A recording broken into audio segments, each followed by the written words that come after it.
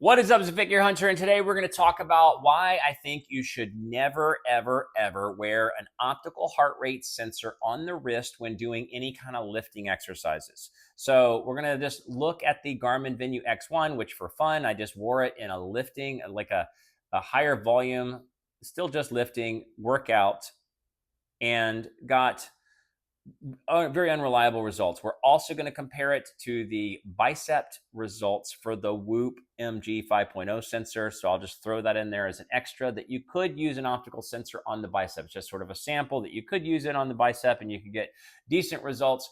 But you never want to use an optical heart rate sensor on the wrist when doing lifting or higher intensity workouts, but specifically we're looking at lifting. So we're going to look at, just real quick, here's the X1. If you haven't seen one of the other videos that I'm dropping about this and just looking at it, and here's it compared to the Epix Pro. They both have the new Gen 5 Elevate heart rate sensor on it. So this test when wearing the X1 on the wrist is using the new Generation 5.0 Elevate heart rate sensor. And then the Epix is just going to be connected to a chest strap. So chest strap, the HRM 200, as well as I have the trusty Whoop, which I put on my bicep for the workout. So that's what we're tracking. This is the latest and greatest from Garmin when using it on the wrist for tracking lifting workouts. So what we're going to do is dive into some charts. All right, so we're going to look at the wrist results versus a chest strap on some charts and then see how it also might affect the actual net results of the analysis of the workout. We're also going to look at the optical heart rate sensor when worn on a band, specifically the Whoop 5.0 MG, as it also compares to a chest strap. So you can see that bicep band using an optical sensor is actually somewhat reliable. Okay, so here's the workout, and it's a big, long one. I spread it out so we could sort of look at some of the failure points. So what I did in this workout, so that we're clear, I did 7 reps for 4 sets of bench, deadlift, weighted pull-ups, and barbell lunges. So when you think of 7 reps on each leg for the barbell lunges, and then 7 reps of deadlift is high level exertion, high level exertion. So your heart rate's going from 0 to a million, it felt like. And the lunges, just exertion, because you're doing 7 reps per leg. So that was what the workout was. And obviously there's a bunch of warm up in here. So when we look at here, we see the warm up and the warm up. So in this, the blue is the chest strap and the purple is the Elevate 5.0 worn on the wrist. So for warm ups, I was doing both the movements as well as 1 minute in between each of the warm up movements with a exercise bike, ski erg, rowing, and assault bike, and then went to just building up volume and weight. So you can see the blue is the chest strap and the purple is the optical heart rate sensor. This is not helpful. This is way over, so it's giving a much more elevated. I mean, if you look at what that is, that's 140.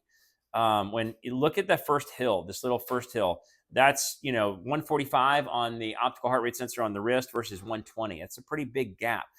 Similarly across the whole span. And then here, it's like 140 versus what is that? 80. 140 versus 80. That's a huge gap between what the optical heart rate sensor. This is why I also always wear a chest strap, because I don't trust even the latest and greatest. So then when you go into the working sets themselves, you can see that heart rate spiked and the optical heart rate sensor did not keep up. In a couple of them it did. I was surprised it actually did. It has a lag. An optical heart rate sensor is always going to have a lag, just how it works. So it actually got fair at different points, and then just inaccurate towards the end. But in general, it missed one of the major lifts. It didn't get all of the peaks or the full valley of the lifts themselves. And then just had random high spikes.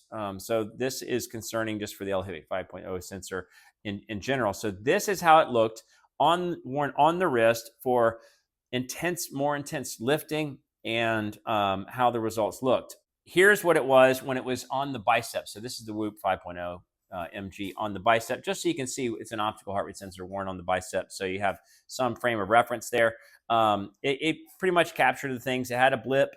The Whoop is in blue, so it had a blip in one of just the warm-up stuff, but in general, it followed the track. For whatever reason, it also missed that first peak. It just was like maybe the algorithm wasn't figuring out that I was just going to do some intense lifting. So it missed that first peak and caught most of the other ones. Um, it's funny, the biggest peaks were the deadlifts. It was just like rough, rough, rough. Well, the deadlifts and the lunges, so it sort of oscillates between the two. So you can see the lifts all around, and it keeps up for the most part. I'd say that's sort of fair. So how would the results change based on an optical heart rate sensor on the wrist, or with the errant results we saw? So this is how it would change. You would see here, this is the workout. So 98 beat per minute average, 148 beat per minute maximum. You can see the clean, smooth hills, and then the training effect 1.0, 1.4 aerobic, and then some anaerobic, versus what you saw on the erroneous, where it just had some random spike for some crazy reason, which doesn't make sense, is more of a concern on the Elevate 5.0.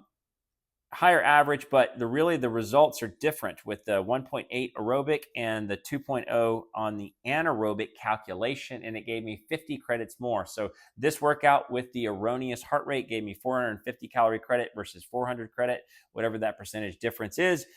But in my opinion, it's just a sort of like all over the place, doesn't keep up, and I would especially expect it to be much more erroneous, and you're doing higher intensity, a much of flex and movements and moving around.